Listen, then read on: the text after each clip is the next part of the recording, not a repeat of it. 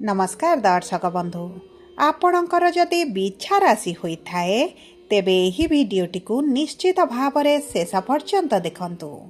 आपणकर व्यस्त बहुल समय मध्यरु मात्र 10 मिनिट समय आपण निज पाई दियंतु एवं भविष्यत विषय रे जानंतु। काहेकि ना समस्त बिछा राशिर व्यक्ति विशेषंकर जीवन एही पवित्र महाशिवरात्रि ठारू बदलिबाकु जाउछि। कारण ग्रह नक्षत्र मानक चलन रे हेबाकु जाउछि बड़ परिवर्तन, जहाद्वारा आपणक जीवन रे चलीथिबा समस्त दुख कष्टर अंत हेबाकु जाउछि एवं पुणी थरे एही महाशिवरात्रि ठारू आपणक जीवन रे खुशी फेरिबाकु जाउछि। आपणकर राशि रे राजयोग संयोग हेबा पई जाउछि। तीनोटी बड़ शुभ ग्रह त्रिकोणरू केन्द्र को गोचर करिवे, जहाको खुशी सुख सुविधा वा लक्ष्मीकर भाव बोली कुहा जाय थाए।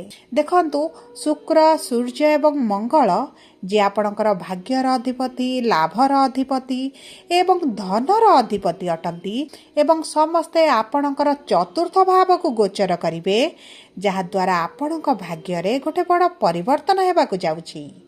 अनेक दिगरु अनेक गुड़िए लाभ प्राप्ति हेबाकु जाउछि। समस्त सुख प्राप्ति हेबा पाई जाउछि।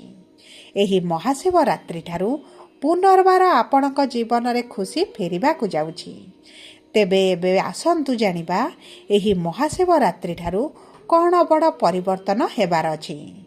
एहा पूर्वरु जदि आपणकर भी बिछा राशि होइथाए एवं आपण भी ईश्वर को आंतरिक भक्ति एवं विश्वास करंती तेबे भिडियोटी को लाइक करंतु। कमेंट बॉक्स रे ओम नमः शिवाय अवश्य लिखि दियंतु। ता सहित आम सह जोगाजोग करबा पई भिडियोर मध्य भाग रे एक व्हाट्सएप नंबर टिए दिया जायछि।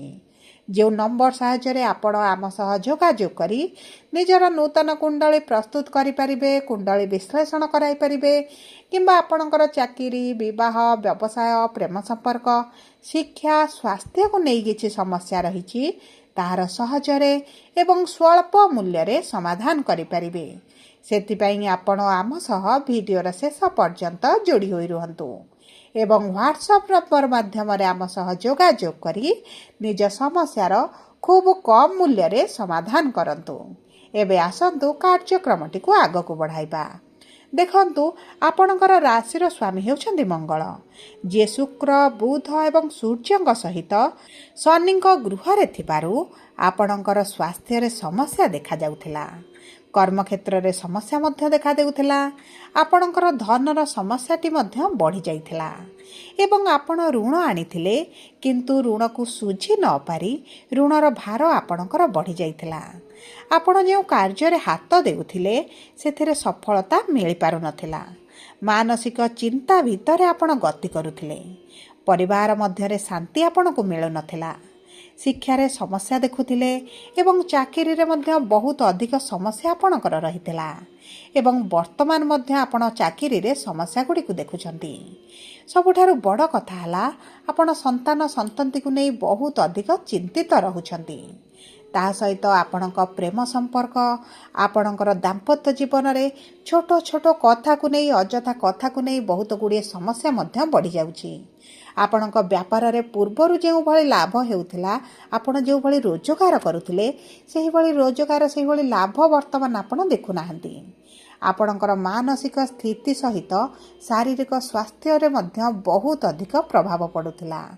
तेबे एही भली जहाँ भी समस्या आपणक जीवन रे चालुथिला ताहा एबे दूर हेबाकु जाउछि। आपणक जीवन रे पुणी थरे खुशी फेरिबाकु जाउछि। आपणक जीवन रे नूतन सूर्य उदय हेबाकु जाउछि। तेबे सर्वप्रथम जानिबा आपणकर बिछा राशिर केउ नक्षत्र रे आपणकर राशिटी जाउछि। देखंतु बिछा राशिर तीनोटी नक्षत्र रही थाए। विशाखा बिछा 16/8, अनुराधा बिछा 17/8, ज्येष्ठा बिछा 18/8। देखंतु सर्वप्रथम जानिबा केउ नक्षत्र रे केउ क्षेत्र गुड़िक अधिक प्रभावित हेब। सर्वप्रथम हेउछि विशाखा बिछा 16/8 एवं आपणकर नक्षत्राधिपति हेउछन्ति देवगुरु बृहस्पति। देखंतु गुरु आपणकर अष्टम गृह रे विराजमान करिछन्ति एवं अष्टम गृह रे मिथुन राशि रे विराजमान होइछन्ति ଏବଂ ଗୁରୁଙ୍କର ନବମ ଦୃଷ୍ଟି ଆପଣଙ୍କର ଭୋଗ ବିଳାସ ଐଶ୍ୱର୍ଯ୍ୟର ଗୃହ ଉପରେ ରହିଛି। ତେଣୁକରି ଆପଣଙ୍କ ସୁଖ ସୁବିଧାରେ ବୃଦ୍ଧି ଘଟିବ। ବିଶେଷ ଭାବରେ ଯଦି ଆପଣ କିଛି ଗୃହ, ଜମି, ଗାଡ଼ି, ଯାନ ଯେକୌଣସି ବଡ଼ ଜିନିଷ ଯଦି କିଣିବା ପାଇଁ ଚାହୁଁଥିଲେ ତେବେ ଆପଣଙ୍କ ପାଇଁ ଶୁଭଦାୟକ ରହିବ। ତା ସହିତ ମାତାଙ୍କ ସ୍ୱାସ୍ଥ୍ୟକୁ ନେଇ ଯଦି ଆପଣ ଚିନ୍ତିତ ରହୁଥିଲେ କିମ୍ବା ଆପଣଙ୍କର ମା ଆପଣଙ୍କୁ ନେଇ ଚିନ୍ତିତ ରହୁଥିଲେ ତେବେ ସେହି ଚିନ୍ତାଗୁଡ଼ିକ ଆପଣଙ୍କର ଦୂର ହୋଇଯିବ। ଆପଣଙ୍କ ମାଙ୍କ ସ୍ୱାସ୍ଥ୍ୟରେ ବଡ଼ ପରିବର୍ତ୍ତନ ଆସିବ। ଯଦି ପୂର୍ବରୁ ମାଙ୍କ ସହିତ ଆପଣଙ୍କର ସମ୍ବନ୍ଧଟି ଭଲ ନଥିଲା ତେବେ ବର୍ତ୍ତମାନ ସମୟରେ ଆପଣଙ୍କର ସମ୍ପର୍କରେ ମଧୁରତା ଆସିବ। ଆପଣଙ୍କ ମାଙ୍କର ବହୁତ ଗୁଡ଼ିଏ ଚିନ୍ତା ମଧ୍ୟ ଦୂର ହେବ। ତା ସହିତ ଯଦି ଆପଣଙ୍କର ନୂତନ ଗୃହ ପ୍ରବେଶ କରିବା ପାଇଁ ଚାହୁଁଥିଲେ କିମ୍ବା ଗୃହ ସମ୍ବନ୍ଧିତ କିଛି ବଡ଼ ନିଷ୍ପତ୍ତି ନେବା ପାଇଁ ଚାହୁଁଥିଲେ ସେହିସବୁ କ୍ଷେତ୍ର ଆପଣଙ୍କ ପାଇଁ ବହୁତ ଅଧିକ ଶୁଭଦାୟକ ରହିବ। ଏବଂ ତା ସହିତ ଦେଖନ୍ତୁ ଦେବଗୁରୁ ବୃହସ୍ପତି ଆପଣଙ୍କର ପଞ୍ଚମ ଏବଂ ଦ୍ୱିତୀୟ ଗୃହର ସ୍ୱାମୀ, ମାନେ ଆପଣଙ୍କର ଧନ ଧାନ୍ୟରେ ବୃଦ୍ଧି ଆସିବ। ଆପଣଙ୍କର ଯେଉଁ ଋଣ କରଜଟି ବଢ଼ି ଯାଇଥିଲା ସେହି କରଜ ଶୁଝିବା ପାଇଁ ଆପଣ ସକ୍ଷମ ହେବେ। ତାହା ସହିତ ଆପଣଙ୍କର ଇନକମ୍ ବଢ଼ିବା କାରଣରୁ ମଧ୍ୟ ଆପଣଙ୍କର ଅଧିକାଂଶ ଧାର କରଜ ଆପଣ ଶୁଝିପାରିବେ। ତା ସହିତ ଦେଖିବା ଯଦି ଆପଣଙ୍କ ପଞ୍ଚମ ଗୃହର ସ୍ୱାମୀ ଯେହେତୁ ଦେବଗୁରୁ ବୃହସ୍ପତି, ଆପଣଙ୍କର ଶିକ୍ଷା, ସନ୍ତାନ ଏବଂ ପ୍ରେମ ସମ୍ପର୍କକୁ ନେଇ ଯଦି ସମସ୍ୟା ଚାଲିଛି ସେଥିରେ ଆସିବ ବଡ଼ ପରିବର୍ତ୍ତନ। ଆପଣଙ୍କର ଯଦି କ୍ଲାସ୍ ପ୍ରମୋସନ୍ ପାଇଁ ହେଉ କିମ୍ବା ଆପଣଙ୍କର ଯେକୌଣସି ଏକ୍ଜାମ୍ ରହିଛି ଏହି ଏକ୍ଜାମ୍ ଗୁଡ଼ିକ ଆପଣଙ୍କୁ ସୁଫଳ ପ୍ରଦାନ କରିବ। ଆପଣଙ୍କ ପ୍ରେମ ସମ୍ପର୍କରେ ନିକଟତରତା ବଢ଼ିବା ସହିତ ଆପଣଙ୍କର ବିବାହର ମଧ୍ୟ ବହୁତ ଭଲ ଯୋଗ ବନୁଛି। ତେବେ ଏବେ ଆସନ୍ତୁ ଜାଣିବା ଅନୁରାଧା ବିଛା ବା 17/8 ବ୍ୟକ୍ତିମାନଙ୍କର ଏହି ମହାଶିବରାତ୍ରି ପରଠାରୁ କିଭଳି ରହିବ। ଦେଖନ୍ତୁ ଆପଣଙ୍କର ନକ୍ଷତ୍ର ଅଧିପତି ହେଉଛନ୍ତି ଶନି, ଯିଏ ଆପଣଙ୍କର ଗୁରୁଙ୍କ ରାଶିରେ ଏବଂ ନିଜ ନକ୍ଷତ୍ରରେ ବିରାଜମାନ ହୋଇଛନ୍ତି। ତେଣୁକରି ଆପଣଙ୍କର ଯଦି ଉଚ୍ଚଶିକ୍ଷା କରିବାର ଅଭିଳାଷ ରହିଛି, ଶିକ୍ଷା କ୍ଷେତ୍ରରେ କିଛି ବଡ଼ ନିଷ୍ପତ୍ତି ନେବା ପାଇଁ ଚାହୁଁଛନ୍ତି ତେବେ ଅତି ଉତ୍ତମ ଫଳ ଆପଣଙ୍କୁ ପ୍ରାପ୍ତ ହେବ। ତା ସହିତ ଦେଖନ୍ତୁ ଶନିଙ୍କର ତୃତୀୟ ଦୃଷ୍ଟି ଯେହେତୁ ବିବାହ ଗୃହ ଉପରେ ରହୁଛି, ଆପଣଙ୍କ ବୈବାହିକ ସମ୍ପର୍କରେ ସମସ୍ୟାଟି ଚାଲିଥିଲା, ଆପଣ ଅସନ୍ତୋଷ ଅନୁଭବ କରୁଥିଲେ, ତେବେ ଏହିସବୁ ସମସ୍ୟା ଗୁଡ଼ିକ ଆପଣଙ୍କର ଦୂର ହୋଇଯିବ। ଆପଣଙ୍କ ବୈବାହିକ ସମ୍ପର୍କରେ ମଧୁରତା ବଢ଼ିବା ସହିତ ଯଦି ଆପଣଙ୍କର ସମ୍ପର୍କରେ ପାରିବାରିକ ହସ୍ତକ୍ଷେପ ଅଧିକ ରହୁଥିଲା କିମ୍ବା ତୃତୀୟ ଲୋକଙ୍କ ହସ୍ତକ୍ଷେପ ପାଇଁ ଆପଣଙ୍କ ସମ୍ପର୍କରେ ତିକ୍ତତା ବଢ଼ି ଯାଇଥିଲା ତେବେ ଧୀରେ ଧୀରେ ସେଥିରେ ପରିବର୍ତ୍ତନ ଆସିବ। ଆପଣଙ୍କ ସାଥୀଙ୍କ ସହିତ ଆପଣ ଏକତ୍ର ସମୟ ଅତିବାହିତ କରିପାରନ୍ତି କିମ୍ବା ଯଦି ଆପଣଙ୍କର ସାଥୀ ଆପଣଙ୍କ ଠାରୁ ଦୂରରେ ରହୁଥିଲେ ତେବେ ମଧ୍ୟ ଆପଣଙ୍କ ପାଖକୁ ଆସିପାରନ୍ତି। ଏବଂ ତା ସହିତ ଦେଖନ୍ତୁ ଆପଣଙ୍କର ବିବାହ ପାଇଁ ମଧ୍ୟ ବହୁତ ଭଲ ଯୋଗ ବନୁଛି।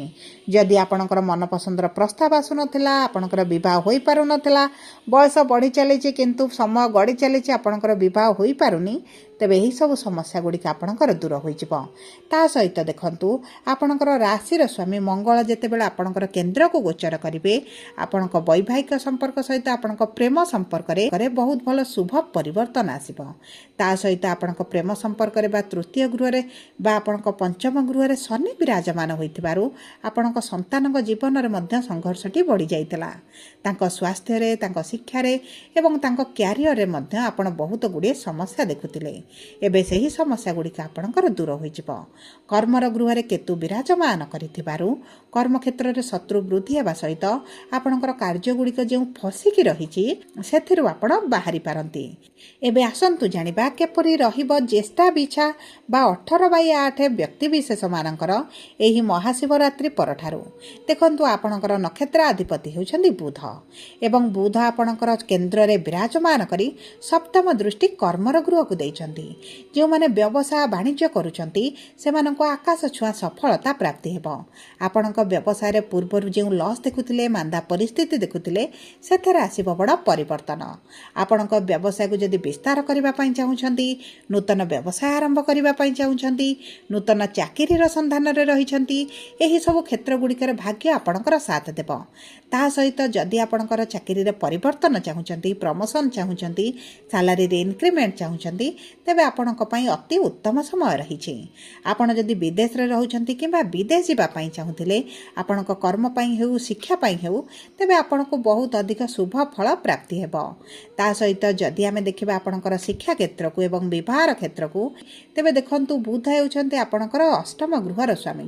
ଆପଣଙ୍କୁ ଅଚାନକ କିଛି ଧନ ଲାଭ ହୋଇପାରେ କିମ୍ବା ଆପଣଙ୍କର ଯଦି ପୈତୃକ ସମ୍ପତ୍ତିକୁ ନେଇ କିଛି ଡିସ୍ପ୍ୟୁଟ୍ ରହିଛି, କୋର୍ଟ କଚେରୀ କେସ୍ ରହିଛି, ସେଥିରେ ଆପଣଙ୍କର ମଧ୍ୟ ବୁଝାମଣା ହୋଇପାରେ। ଆପଣ ଆପଣଙ୍କର ପ୍ରାପ୍ୟ ଆପଣଙ୍କୁ ପ୍ରାପ୍ତ ହୋଇପାରେ କିମ୍ବା ସରକାରୀ ମାଧ୍ୟମରୁ କିଛିଟା ଧନ ଲାଭ ମଧ୍ୟ ଆପଣଙ୍କୁ ହୋଇପାରେ।